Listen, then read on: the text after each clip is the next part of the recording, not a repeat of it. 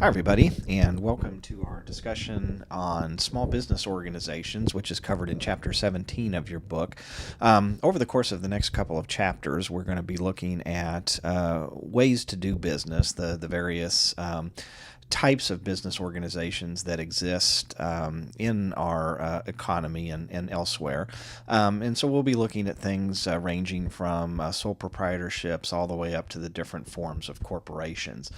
In this first chapter, chapter 17, we're going to talk primarily about sole proprietorships and partnerships.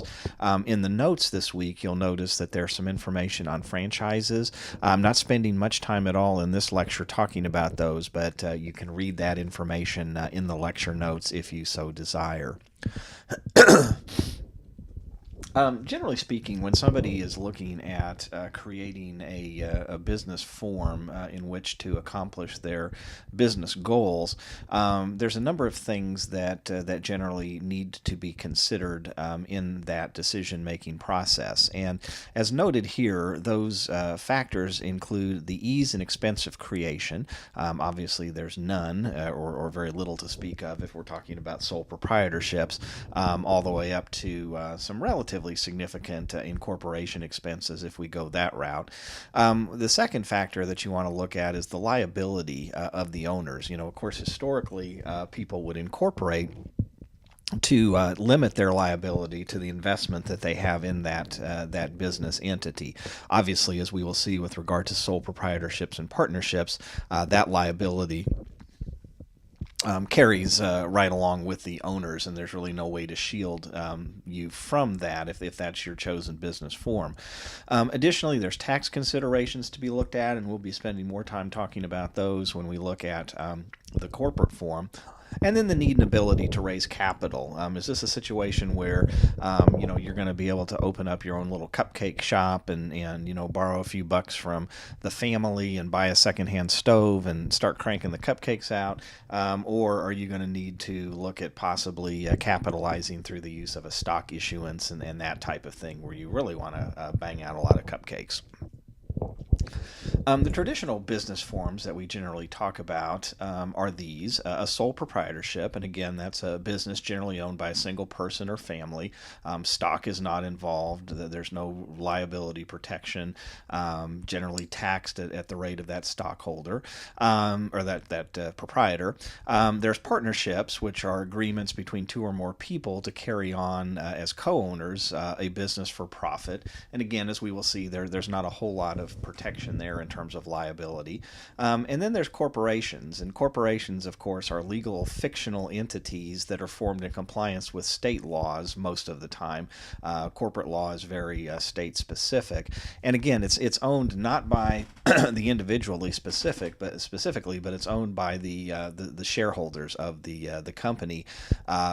General direction of the company is taken care of by the board of directors, and then the officers do the day-to-day tasks in the business.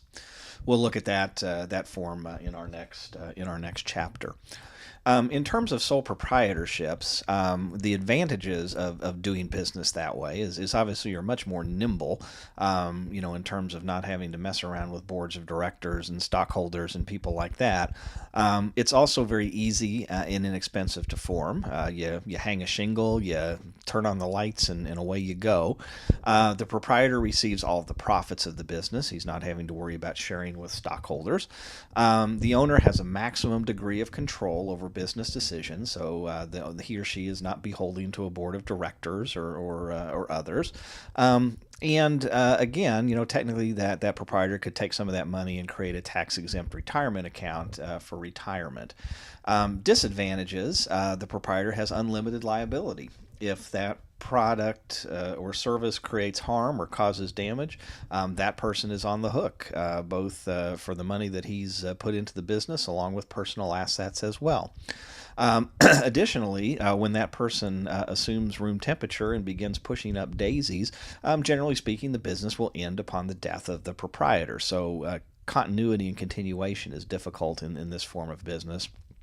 And generally speaking, the proprietor can only raise capital for the business out of personal funds or from loans that others are willing to make based on the company's potential. Partnerships, on the other hand, a little more sophisticated form, but they still carry with them about as much risk. That's an association of two or more persons to carry on as co-owners of business for profit. And again, in sometimes a couple of people go into business and they really won't know what they're going into business as. And so sometimes courts are asked to look at, exactly what is this business. And so what they'll look at is are the folks, the principals involved, are they sharing profits and losses? Do the principals have joint ownership of the business assets? Do they have equal management rights in the business? And generally speaking, if you find that situation exists, then generally a partnership will be formed and found to exist. Again, many times partnerships are governed by state laws, and as we will see with corporations, there's been an effort to create uniformity between the states in terms of how corporations are to be looked at, Uniform Commercial Code, things like that. And the same is true with regard to partnerships. And so there does exist laws called the Uniform Partnership Act. And basically, it is a document that you can go to and take a peek at, how corporations are to be formed, how corporations are to be run, and how corporations are to be liquidated and wound down. Interestingly, under the Uniform Partnership Act, a corporation, a fictional person, can be a partner in some particular states, which is sort of interesting.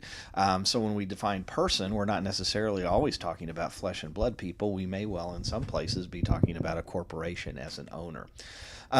Generally speaking, a partnership is generally treated sort of as well, in some cases, for tax purposes, it can be treated in the aggregate as a single tax-paying entity. And on the other hand, in terms of liability, lawsuits, and things like that, many times the partners themselves are individually liable and responsible for these things. Most partnerships, or most partnerships that have gone to see a lawyer before they start, should have a partnership agreement, and that agreement should be in writing, and it should set forth basically the rights, responsibilities, and obligations that each partner is going to have in regards to that partnership. Too often, I've seen people come together. They come into the office. They've got great dreams and rainbows in their eyes, and the future is bright, and there's going to be no problems, and we get along swell, and everything is done by a handshake.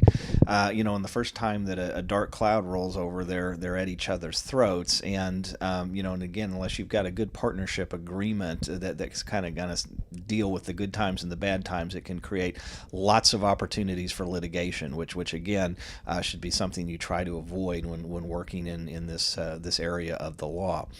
Partnerships generally can be created to exist for only a specific period of time. They can also go on, in perpetuity, as long as you've got partners, who are alive. And we'll talk a little bit here later on about what do we do when one partner dies or wants to retire or sell out, and how do we handle that. Sometimes we have what are called partnerships at will, and again, we'll hop back real quick to these factors. If you look at are the principals sharing profits and loss? Is there joint ownership of the assets? And is there equal rights of the business? Whether or not they have a partnership agreement or not, a court, if the parties end up before it, may find what's called a partnership at will. And again, if the partnership, there may even be an agreement that doesn't say anything about when the partnership is going to end. And if there's no set date of termination, then under a partnership at will, generally speaking, any of the partners can dissolve the partnership at any time without incurring any sort of liability.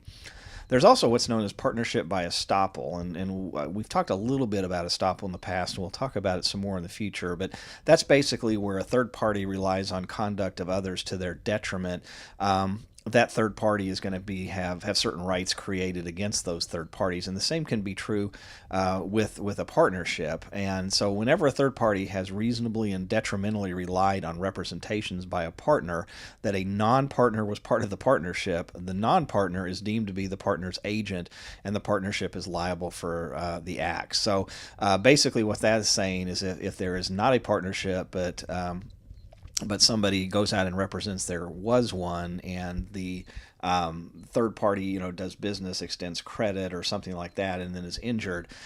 Basically, they're going to create an agent-principal relationship, and in theory, both of those folks could be responsible for the losses to that third party. Under the Uniform Partnership Act, all partners have equal management rights. Each partner has an equal vote, regardless of the relative size of his or her capital contribution. So it's not like stock, where somebody might own, 75% of the stock and somebody might own 25% of the stock. If you're in a partnership and one person's put in $1 million and one person's put in $10, generally speaking, they are going to have the same vote, an equal vote in the decisions of that partnership. Partnerships decisions require a majority vote in most cases. There are some cases where unanimous consent is required, and these are the situations where unanimous consent is required. So, and it makes sense. You're altering the nature of the business. You're admitting new partners or changing the capital structure. You're putting partnership property in a trust. You're confessing a judgment against the partnership. In other words, you've been sued or something like that. You're acknowledging that yep, you're good for it, and you get a judgment entered against you, or amending the partnership agreement. Any of those types of things are going to require unanimous consent of the partners and not just majority. As a partner, the partnership interest is an asset, and it consists of a proportionate share of the profits earned and a return of initially invested capital upon termination. So the value of a partnership is generally something a CPA can sit down and figure out at any given time. Generally speaking, unless provided otherwise, partners don't receive a salary for the work they do, but they're paid a proportional share of the profits. But again, as noted, you can agree to a salary structure, whatever the parties agree to, that's legal and equitable. And again, partnership books and records must be kept accessible to all partners. I can't tell you how many pieces of litigation I've seen, where you have 5 or 6 partners. Sometimes it's like, 3 sets of husbands and wives. They all go into business together in a partnership, and then there's a falling out between one set of them, and people start hiding the books, and boy, can it get ugly fast. Each partner has a right to receive, and each party has a corresponding duty to protect full and complete information about all of the aspects of the partnership business, and every partner has a right to inspect and copy books and records. Partnership duties. There's a duty of care. A partner must refrain from grossly negligent or reckless conduct or violating the law, because again, remember that the misconduct, negligence, or whatever of one partner is imputed to all of the partners. Think back to the old days when CPA firms were literally partnerships, and there could be a screw up on a tax return in an office in San Francisco, and a partner in New York City could be held liable because of that structure. Needless to say, we don't see those set up that way anymore. Partnerships are also, the partners have a duty of loyalty, where the partners have to account for to be loyal to the company, not to engage in conflicts of interest, to account for money, property, and benefits that they derive, not to be involved in any conflict of interest situations. A partner also has what are called fiduciary responsibilities to the other partners, and fiduciary responsibilities are a very high standard of care, and a violation of those fiduciary responsibilities can result in liability. Excuse me. What authority do partners have? Well, each partner is both a principal and an agent of the partnership. So excuse me, a partner can actually go out and, again, as by virtue of being an agent, bind the other partners to agreements and relationships with other businesses and entities and things of that nature. A partner can expose the partnership to tort liability. So, again, if that partner is acting negligently or engages in some other kind of tortious activity, the other partners can be on the hook of that. Any scope within the partner's authority binds the partnership. Any outside activity, activity that's outside the scope of the partner's authority, binds the partnership only if the others ratify it later. And the knowledge of one partner regarding partnership affairs is imputed to other partners. So, you can see that it's really kind of dangerous, at least in my opinion, to do business this way, just because of, the fact that you really want to be careful about who you jump into bed with in terms of these partnership situations, because their bad acts are going to be your bad acts, whether you know about them or not. So it's really pretty dangerous, I think, anyway, as a form of business. In terms of the liability of the partners are all going to have liabilities of for partnership debts and obligations. In some states, it's joint liability, where you're responsible for a certain share of the obligation, and in other places it's joint and several liability, where it could be that you're responsible for a fifth if you have 5 partners, but then if the other partners don't pay, you're going to be on the hook for their share as well. All right, let's see here. We talked about that. Newly admitted partners, so if you come along later and join a partnership, you could be responsible for liabilities for obligations incurred prior to your joining the partnership, but again, only up to the extent of your capital contribution there. Thereafter, once you've become a member of the partnership, you're again could be jointly liable or jointly and severally liable. All right, in terms of dissolving a partnership, and again, the partnership agreement should talk about how that's going to be done. The disbanding of a partnership can be brought about by, again, the terms of the partnership agreement. The partnership may expire by its own terms on a certain date. The partners can voluntarily or involuntarily withdraw. Sometimes I'm tired, I want out, buy me out. Adding more partners basically creates a new partnership because you've got different folks involved. A partner can die, that can cause a partnership to end. If a bankruptcy of one partner occurs, then it may be that the partnership itself will dissolve, and you can get a partnership dissolved by judicial decree as well. All right, don't need to talk about that. Let me just mention really quickly before we finish up here about buy-sell agreements. And and again, if 3 folks go into business with each other as a partnership, Tom, Dick, and Harry, what happens if they've probably gone into business because they like each other or they have some sort of prior relationship with each other, and what happens if somebody dies, and then the next thing you know, their partnership interest goes to that person's spouse, who nobody else can stand. Or what if one partner gets mad at the other partner and decides, I'm going to sell my partnership interest to this person that these other 2 guys just can't stand, to make it just awful for them. At the time that you put together a partnership agreement, you should also have a buy-sell agreement where it provides for things like what happens in the event that somebody passes away.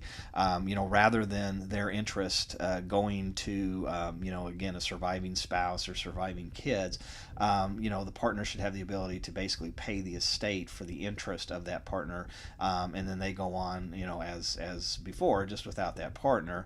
Or if there's a divorce and the ex-spouse gets the partnership interest in the divorce, that these people may not want to do business with that person.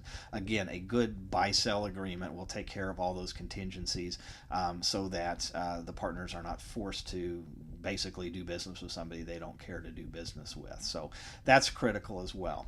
Well, that's a brief discussion of partnerships. Next discussion, we're going to talk a little bit about limited liability companies and limited liability forms of business, and then we'll move in to talk about corporations. So we will visit with you soon. Take care.